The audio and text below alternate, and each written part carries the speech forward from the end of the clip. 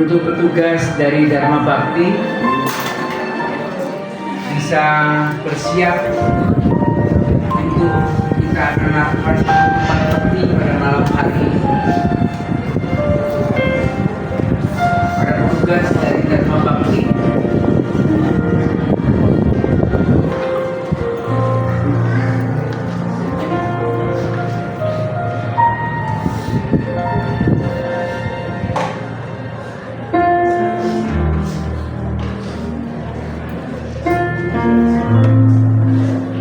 saya tanya kepada pihak keluarga, apakah kita bisa lakukan penutupan ibadah malam?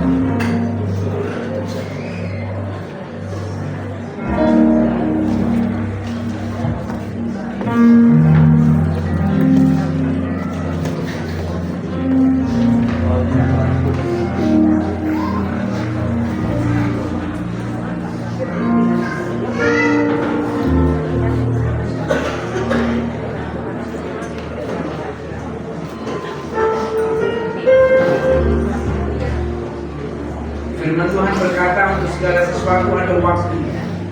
Sebentar kekasih kita almarhum Bapak Shio Setiawan akan berlalu dari hadapan kita, rohnya kembali kepada Allah. Bagi keluarga yang ditinggalkan, percayalah sesuai dengan harapan kita di dalam Kristus, bahwa kita semua akan kembali bertemu dalam tubuh kemuliaan. Almarhum Shio Setiawan, aku hamba Tuhan, seperti jenazah ini di dalam nama Bapa, Putra, dan Roh Kudus, di dalam nama Tuhan Yesus Kristus. Saya persilakan.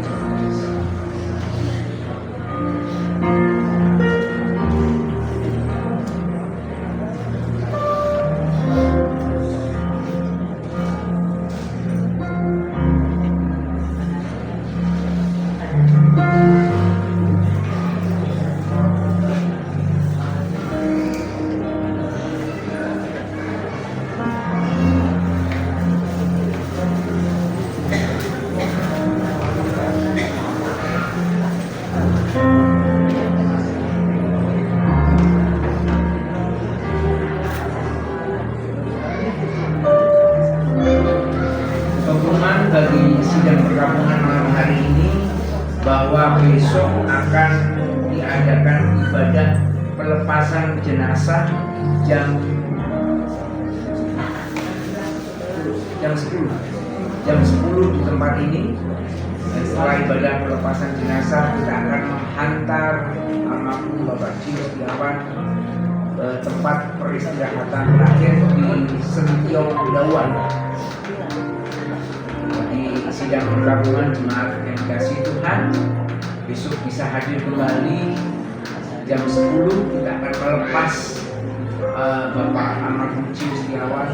Kita akan bersama-sama menghantar ke peristirahatan terakhir di pemakaman Sentiong di Dawan setelah acara ibadah pelepasan selesai di tempat ini. Itu saja yang bisa saya sampaikan. Mungkin ada salah satu dua kata-kata dari pihak keluarga. Saya persilakan.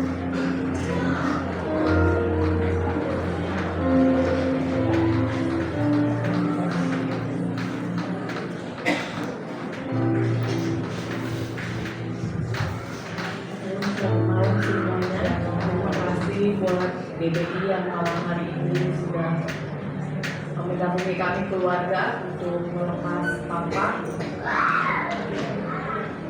Terima kasih, ternyata banyak banget orang yang sayang sama Papa. Rencana kami awalnya itu untuk kita mau kremasi Papa gitu. Karena kan Papa meninggal di Bali di rumah kami ketika berlibur hanya 3 malam. Tapi kenangan yang terakhir selama Papa di Bali itu biasanya Papa suka ngecilin mata gitu ya, kayak kesakitan gitu. Setiap hari begitu. Jadi selalu kita tanya Papa kenapa. Jadi dia cuma ngejawab sakit kepala. Jadi selalu setiap kita tanya pasti dia bilang sakit kepala. Setiap kita tanya sesuatu apa, dia pasti ngecilin mata seperti kesakitan gitu, tapi nggak ada yang sakit. Jadi kita bisa kasih panadol, mungkin dengan benar-benar sakit kepala kita kasih. Tapi malam terakhir saat itu, Papa biasa tidur di sofa, jadi sofanya bisa dilebarin, jadi dia selalu tidur di situ. Jadi kalau kita belum tidur, kita tetap menemani Papa nonton TV. Saat kita ke atas, Papa masih tetap tidur di situ. Tapi malam itu sampai jam 11 malam saya ada di kamar bawah, Papa di ruang tamu di sofa.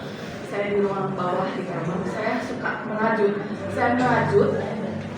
Kami merah anjing-anjing kecil. Tiba-tiba kecil gonggong, teman saya kaget. Saya gini, Papa sudah. Kami ada jendela di ruang tamu, jadi Papa lagi gini. Dia ngeliatin saya gitu. Saya juga kaget gitu kan. Tiba-tiba ada orang yang begini. Terus Papa masuk ke kamar. Saya tanya, Papa mau tidur sini gitu. Terus dia duduk. Yang lain udah di atas kan, jadi cuma saya gini. Jadi Papa duduk, dia duduk, tapi miring. Saya ada di sana. Saya masih merajut. Papa liatin. Tapi saat itu matanya tidak sama sekali kesakitan merem, tidak. Dia matanya buka, dia liatin saya. Terus saya tanya, Papa kenal? Dia garing kepala. Dia nggak kenal, lalu dia balik mukanya, tapi dia balik lagi, dia lihat saya sampai saya tanya berkali-kali, dia tetap tidak kenal saya. Lalu saya tanya, karena udah jam 11 malam, saya tanya, Papa mau tidur di sini? Ya, oke, kita tidur. Jadi alat-alat persiapan Papa yang biasa tidur di sofa, saya tidur di dalam. Papa yang tidur di bantalnya, Papa tidur di sini, angkat kakinya, jadi saya selimutin. Terus dari itu Papa tidur. Terus saya naik ke atas, kemudian mandi ya, saya naik ke atas, saya panggil Melan, Papa udah kasih obat darah tinggi belum? Coba, tolong. Melan udah kantuk ya, masa itu turun, dia kasih Papa minum obat, kita ke atas. Malam itu, kita dibuat sama Papa tertidur lelap. Papa benar-benar sayang sama kita tertidur lelap. Biasanya Melan bangun bisa 2-3 kali untuk ganti pampersnya Papa, tapi saat itu kita tertidur lelap. Sampai pagi-pagi itu, kelihatan kami kumpul-kumpul, kita bangun, saya turun, Melan masuk ke kamar, saya masuk ke dapur. Tapi tiba-tiba dia panggil, Papa udah nggak bisa, nggak ada nafasnya. Posisinya Papa saat itu waktu kita turun, dia posisi mungkin saat itu dia tidur ini ya, lalu dia jatuh gitu ya. Ini biasa suka lemas kan badannya, dia masuk ke sering nyender seperti itu.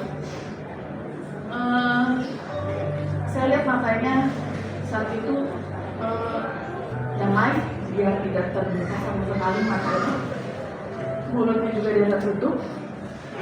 Saya bilang, Papa pulang dalam damai dan tidak merasa kesakitan. Itu yang saya imani. Saya bilang, Niki takut sama Om ya, Om. Tapi saya bilang sama Niki, apa Niki? Buat saya bukan Kristen, saya Katolik.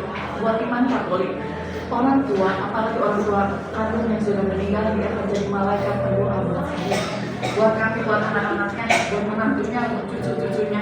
Itu yang saya imani. Maka saya percaya saat ini Papa di surga jadi pendoa buat kami. Bukan meninggalkan kami, tapi dia tidak pernah meninggalkan kami. Dia hanya berubah hidup dan dia menjadi berdoa buat kami. Dan saya yakin Papa juga akan menjadi berdoa buat teman-temannya yang punya cinta yang malam hari ini datang dan hadir. Terima kasih. Hanya itu yang bisa saya katakan. Terima kasih.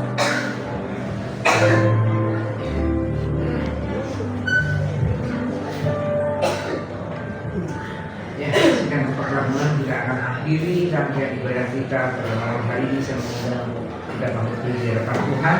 Bila